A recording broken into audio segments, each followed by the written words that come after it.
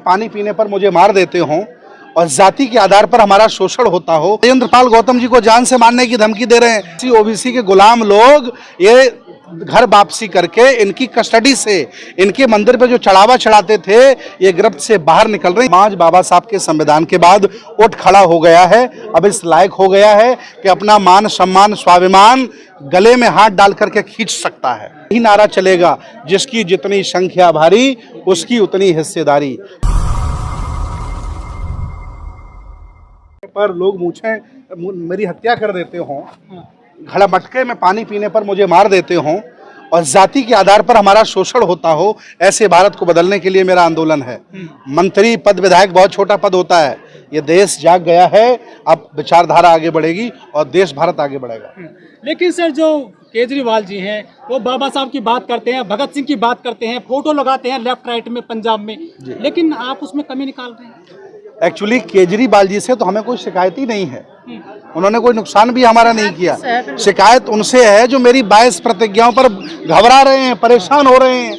राजेंद्र पाल गौतम जी को जान से मारने की धमकी दे रहे हैं। मुझे दिन में 10 फोन आते हैं और कहते हैं कि तुम्हें मार दूंगा। मैंने कहा जगह बताओ, कौन सी जगह मारोगे? तो मैंने उनसे कहा कि भंते सुमित रतन को मार दोगे, हजारों सुमित रतन पैदा हो जाएंगे, लेकिन तुम्हारी गुलामी स्वीकार नहीं करेंगे। एक्चुअली बाबा साहब बुद्ध से नफरत उन्हें इसलिए है क्योंकि उनकी दुकानें बंद हो रही हैं। आप समझिए बात को, एटीएम पासवर्ड उन्हीं के पास है, वो लॉक लग रहा है, बंद हो रहा है, तो बौखलाया हुआ बामनबाद घूम रहा है। लेकिन सर आप कह रहे हैं कि बीजेपी इतना कर रही है, तो विपक्ष में उसका तो काम है ये करने का। देखिए, बहुजन समाज के हकों को जो छीनेगा, सामाजिक, धार्मिक, राजनीतिक, आर्थिक जो भी गुलामी देगा, हम उनके साथ खड़े रहेंगे। क्योंकि हम बहुजन समाज की रोटी खाते। क्यों नहीं आपके साथ खड़ी हो रही सर? कौन पार्टी हमारे साथ खड़ी नहीं हो रही? अरे पार्टी बहुत बड़ी छोटी चीज है भाई, जब विचारधारा पूरी खड़ी हो गई देश भारत की। आज जितने अम्बेडकरवादी हैं, बुद्धिस्ट हैं, सब राजेंद्र पाल जी के साथ खड़े हैं, तो पार्टी तो बहुत छोटी चीज है। लेकिन सुमित रतन जी, संजय जैन, सत्येंद्र जैन जेल जाते हैं तो सब ट्वीट करते हैं, प्रेस कॉन्फ्रेंस करते हैं आम आदमी पार्टी के नेता। एक भी आदमी नहीं आया आपके सपोर्ट में सर, गौतम जी के सपोर्ट में। चलिए, वो डर रहे होंगे, वो भी एक्चुअली उसी विचारधारा के लोग हैं, उनमें क्षमता नहीं है अभी खोल के बोलने की। लेकिन हम लोग बाबा साहब के शेर हैं, दहाड़ेंगे और इनसे जीतेंगे भी। कुछ लोग कह रहे हैं कि जो केजरीवाल जी वो भी संघी हैं।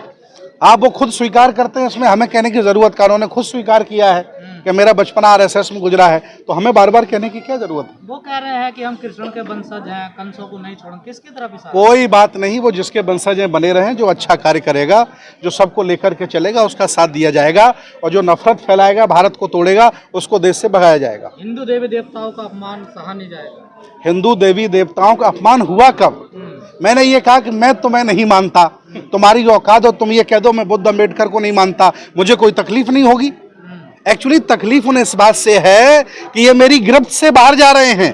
ये एससी ओबीसी के गुलाम लोग ये घर वापसी करके इनकी कस्टडी से इनके मंदिर पे जो चढ़ावा चढ़ाते थे, ये गिरफ्त से बाहर निकल रहे हैं। ये तकलीफ है। दिया गया है या फिर दिया गया है? स्वाभिमान में इस्तीफा दे दिया है, स्वाभिमान में, क्योंकि विचारधारा बड़ी है, बाबा साहब का आंदोलन बड़ा है, पद बहुत छोटा होता है। लेकिन कहा जा रहा दबाव बनाया गया है राजेंद्र पाल को। ये राजेंद्र पाल गौतम जी से पूछिए, मैं बौद्ध भिक्षु हूँ, मेरा काम है उनका सपोर्ट करना, क्योंकि राजेंद्र पाल गौतम जी विचारधारा को आगे बढ़ा रहे हैं, बाबा साहब के आंदोलन को आगे बढ़ा रहे हैं, हम लोग सब उनके साथ खड़े हैं। समाज को ज्यादा बेहतर तरीके से समझते हैं मेरी अपेक्षा में। लेकिन इस इस्तीफे के बाद गौतम जी बोल रहे हैं केजरीवाल अभी मेरा नेता है, लेकिन इस्तीफे के बाद समाज में तो काफी नाराजगी है ही। उनको सोचने दीजिए, उनको देखिए, केजरीवाल जी के सवाल केजरीवाल जी से पूछिए, आप हमसे पूछ सकते हैं। मैं सामाजिक सवाल पूछ रहा हूँ कि आप समाज को बेहतर समझते हैं, मुझसे ज्यादा समझते हैं। जी जी, तो समाज के रूप में तो नाराजगी होगी ना केजरीवाल के? तो होगी या नहीं होगी, केजरीवाल जी खुद बताएंगे, राजेंद्र पाल गौतम जी बताएंगे। मुझसे आपको क्या पूछना है, हमसे पूछिए आप। क्यों आपको नहीं लगता नाराजगी है नहीं है? नहीं, मैंने तो उससे बात नहीं की ना, मैं मिलने का समय मांगा हूँ, मिलने जाऊंगा अभी। देख रहे हैं ना जो लोग आज आए हैं, इतना बड़ा जो ये भीड़ आई है,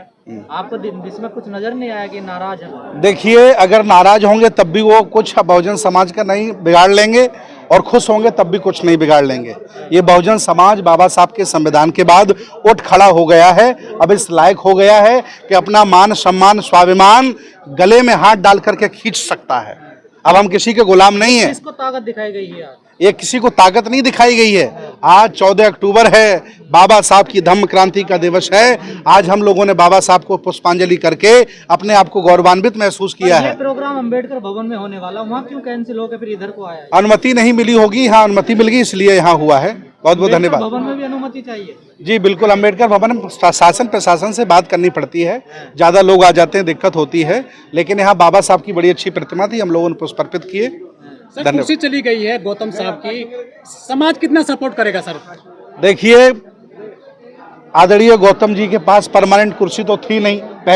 पहले वो एडवोकेट थे, फिर वो समता सैनिक दल में कार्य करते थे, सामाजिक कार्य करते थे, और नहीं मंत्री पद रहेगा, इसके बाद फिर अपने सामाजिक धार्मिक कार्य करेंगे। क्या फर्क पड़ता है? ये पद आते जाते रहते हैं, लेकिन पुरखों की विचारधारा को आगे बढ़ाने का जो उन्होंने जिम्मेदारी उठाई है, इसलिए मैं उनके साथ खड़ा हूँ। लेकिन सर जो समाज के जो वोटर है दिल्ली में, स्पेशली SC ST, उनको तो 5 किलो अनाज चाहिए, फ्री बिजली पानी चाहिए, उनको समाज से या बाबा साहब से कुछ सरोकार है? ये बहुत पुरानी बात हो गई है। जो लोग आटे दाल चावल पर, बिजली पर पल रहे थे, वो लोग जागरूक हो गए हैं कि इससे हमारी आने वाली पीढ़ी गुलाम हो जाएगी। अब वो इन व्यवस्थाओं को छोड़ना चाहते हैं, इन जुमलेबाजों को छोड़ना चाहते हैं और अपने हक अधिकारों की लड़ाई लड़ रहे हैं। अब एक ही नारा चलेगा, जिसकी जितनी संख्या भारी उसकी उतनी हिस्सेदारी। जो देगा उसी का साथ दिया जाएगा, और नहीं देगा तो नीचे उठा के रख दिया जाएगा। के हिसाब से 4 मंत्री बनने चाहिए ना दिल्ली में? बिल्कुल बनने चाहिए, ये तो जिम्मेदारी है। समाज मांग करे, हिस्सेदारी मिलनी चाहिए, और अगर नहीं दे रहे हैं तो ये जिम्मेदारी समाज के लोगों की है, और जो मुख्यमंत्री उनकी जिम्मेदारी है।